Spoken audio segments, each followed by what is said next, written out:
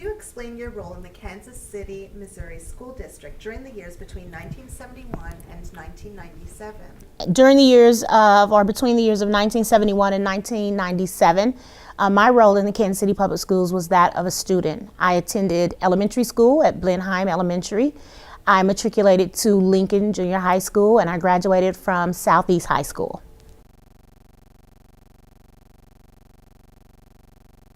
So, of course, we're all aware of Brown versus Board of Education in regards to integrating the schools. And then in addition to that, there was a lawsuit in Kansas City that talked or addressed the issue of desegregation of our schools. As a student, I don't know that I was actually aware of what was really happening during that time and how it would impact me, or if in fact visually, be it looking at administration staff and or the student body, if we as students, or certainly me being a student, could see the impact of what was happening around us at that time.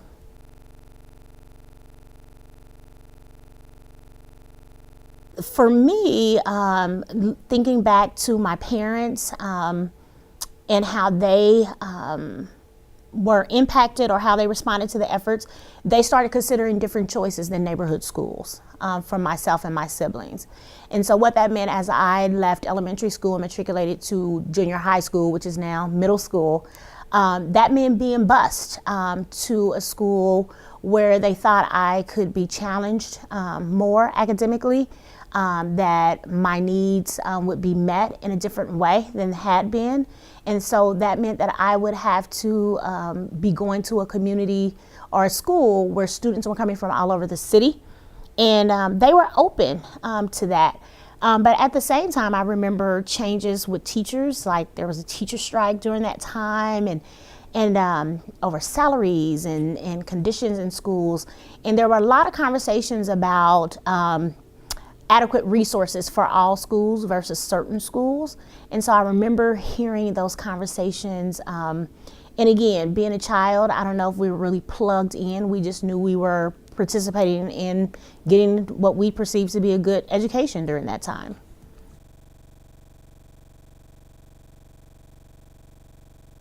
I just don't think as students we were really aware. In my community, in my household, in my neighborhood, we were allowed to be children. So were we really plugged into the political, the legal scene at that time? I don't know. I do believe that we were aware that our staff makeup in our schools, our teaching staff makeup, was changing. And so where we had predominantly African American or Black teachers, we started seeing more Caucasian teachers in our classrooms, our school buildings. Did we know what that meant? Did we know if our experience would change because of that? I'm not sure, but we certainly saw a change in regards to what I deem to be the most important people in front of us in our school buildings, and that was of the teaching staff. And so when there was that kind of change, did you feel a difference? So did teachers or the classroom environment feel different? I don't know. I don't think so. Because at that time, those teachers that were coming in, they still were vested in the schools, in the community. And what I mean by that is they lived amongst us.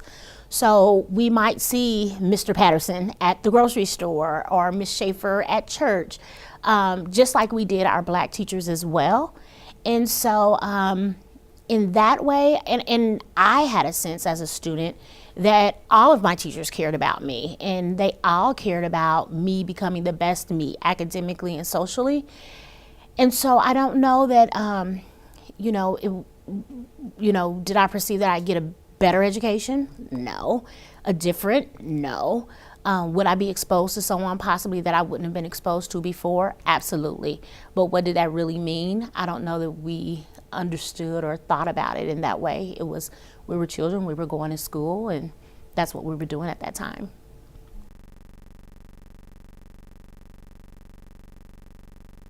I think that's just a piece of being bused out of my community.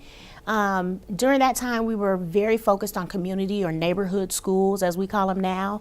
And so you generally had a feeder pattern. You knew exactly what elementary school, exactly what junior high school, and exactly what high school you were going to attend during that time. So then for changes to start being made and say, we're going to bus you to a community that you knew nothing about. I grew up in South Kansas City, which I don't even think where I grew up now would still be considered South Kansas City. I was right off 73rd and Passell.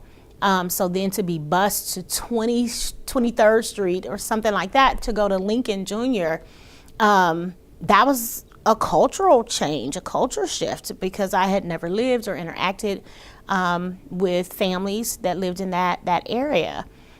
So in that way, bringing whatever the culture and environment was for Black people that lived in South Kansas City to the northern portion of the city, I think in that way we certainly contributed in being open to that new and different experience.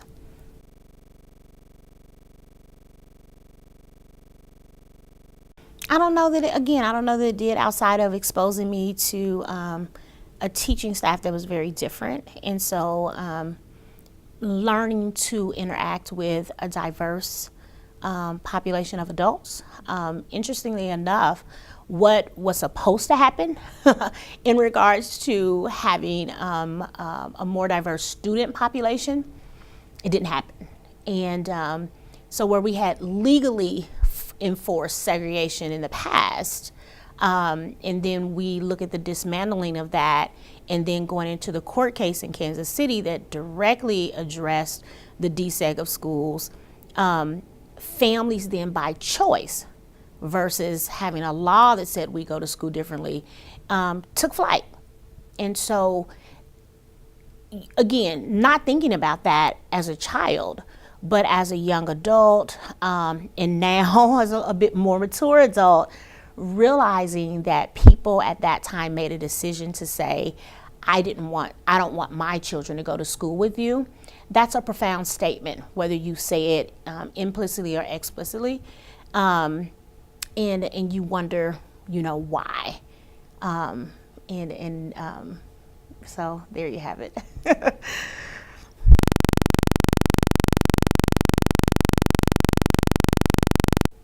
During the time that I was in school in Kansas City Public Schools, I thought that the academic outcomes for students, I thought they were based on academic excellence and rigor, and you weren't shunned if you were a good student or anything like that. However, after fully matriculating through and being invited to go to Lincoln Junior, that was a great honor. I remember taking the Iowa Test of Basic Skills then. That was our standardized test, and scoring pretty high. That's why I was recruited and selected to go to Lincoln Junior. Having the experience at Lincoln and then coming back to go to high school at my neighborhood high school, and sitting in a classroom as a freshman or a ninth grader and saying, the things that we're learning now, I learned in 7th and 8th grade. Why is that? So I did have those questions, and my parents had those questions. And then saying, oh, well, we have something different for you. You can take advanced classes and things of that nature. And I took advantage of that. But even still, when I got to college, I finally realized that what I thought were rigorous goals or high academic standards for myself as a student and then my peers, they weren't really high expectations, or the academic rigor wasn't really there. I thought I was great. But when you go to college and you're surrounded by great people and you realize that despite what you thought was a good education, you have to play catch up, then you realize the truth of the matter. And so for me, I didn't understand it going through it, but as a result of it and later reflecting back, I understand that what I thought was high expectations and great academic rigor wasn't necessarily that for me and or my peer group.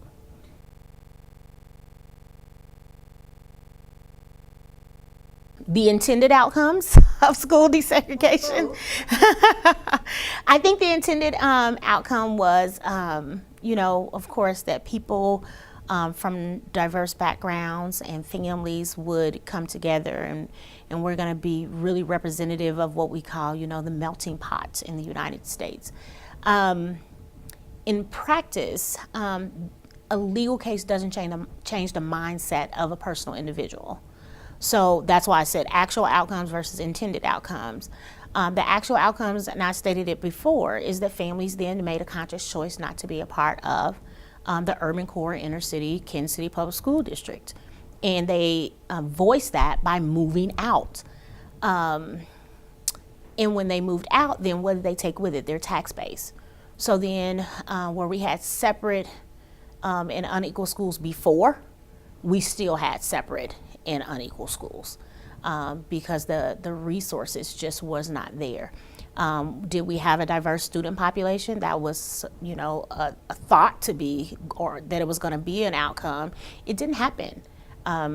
Whether I was at Blenheim Elementary School or Lincoln Junior High School or Southeast High School, I could count on my hands the number of white students or students from other races or cultural or ethnic backgrounds. So there again, it didn't achieve the goal. So I often ask myself, did we fight the right fight or go after the right goal?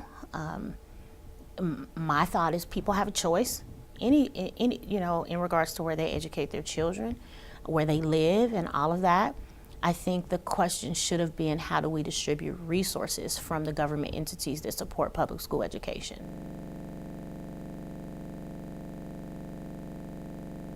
In what ways might school integration have shaped Kansas City communities? So again, reflecting back and thinking about this, due to the deseg case that happened in Kansas City, a lot of money was infused into the Kansas City Public Schools. I don't know if that money was managed well. It went to a lot of facility improvements, special programming like magnet schools and themed-based schools and things of that nature. But over time, that did nothing to improve the academic outcomes of students.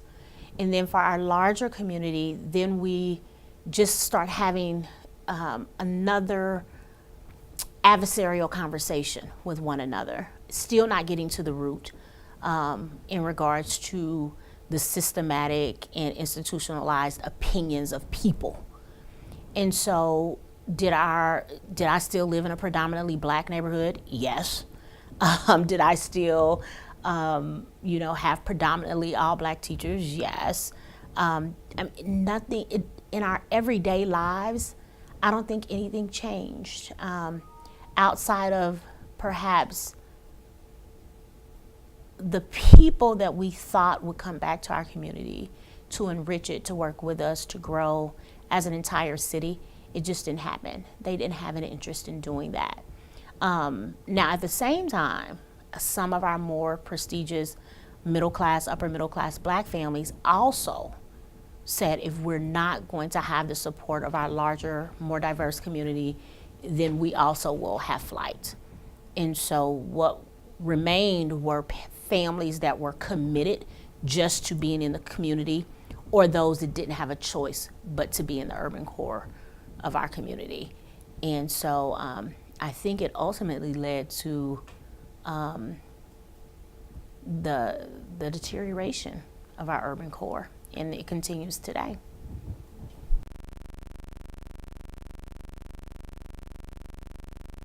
We have to realize that the system of education that exists today was created 100 plus years ago. It was created based on an agricultural and then a manufacturing-based system. We're not there today. So we have to be transformative and innovative in our thinking and realize that a system that was structured there hasn't moved as society has moved, hasn't evolved as society has moved. So we have to really take a look at district or system improvements as well as school improvements. and take a really comprehensive approach to education to improve academic outcome for students. We're going to have some hard conversations about the equitable distribution of resources. We're going to have some conversations about gentrification. We're going to have some conversations about the recruitment, nurturing, and retention of minority teachers, because we're in a time where 80 to 90% of our teachers in public school classrooms today are white women under the age of 30. We're gonna have some hard conversations about the place that unions, or the role that unions play in protecting bad teachers. We're gonna have it's so much. Culturally relevant pedagogy, that's important. We have to have those conversations. How do boys and girls learn differently? The brain research. Our physical spaces. I've been an educator for 16 years, so when I walk into classrooms and they look like the ones that I inhabited as a student, we have a problem. It doesn't foster 21st century learning. So we have to have conversations about the amount of trauma that children experience today versus during my time. We have to have conversations about how we educate parents to be participants with us in the education of their children, because we're dealing with several generations that were pushed out or dropped out themselves and didn't have a positive experience. We have to have conversations surrounding authentic and organic parent engagement, doing it with them, not to them or for them. So that's extremely important to me. And I think those are some of the issues. Policy now, as we look at the current landscape of charters in the public school setting, and how do we address low performing charter schools, just like we have to address and hold accountable failing public school districts or individual schools. So we have to really have like an all hands on deck, comprehensive conversation, and then take action based on those conversations to improve the outcomes for students in urban public school systems.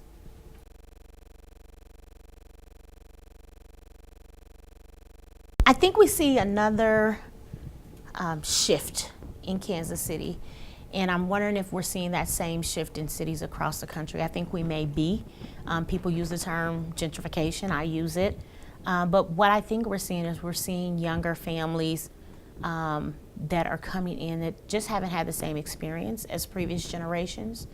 They say we're taxpayers, we want good schools, why should we have to pay for private schools? Our public schools need to work.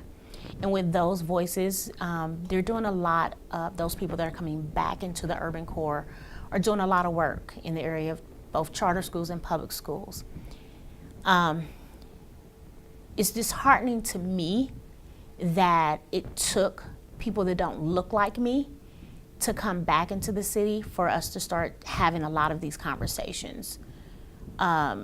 Because the message then we send to the children we're trying to educate is that one group of people's voice is a bit more important than the voice we've been hearing for a long time.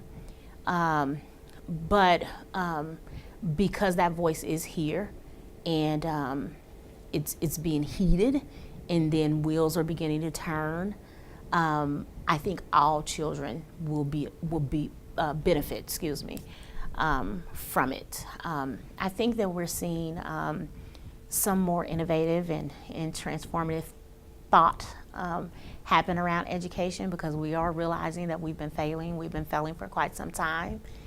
So I'm excited about that.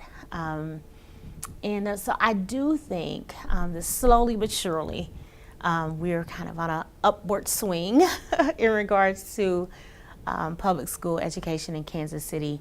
I would like to see it happen more rapidly, but well. And again, making sure that we're protecting all children. So regardless if you get free or reduced lunch, or you're black, or you're white, or you're brown, or whatever it may be, if we're really about educating children, then we should be about educating all children. And so that's where I am. Thank you.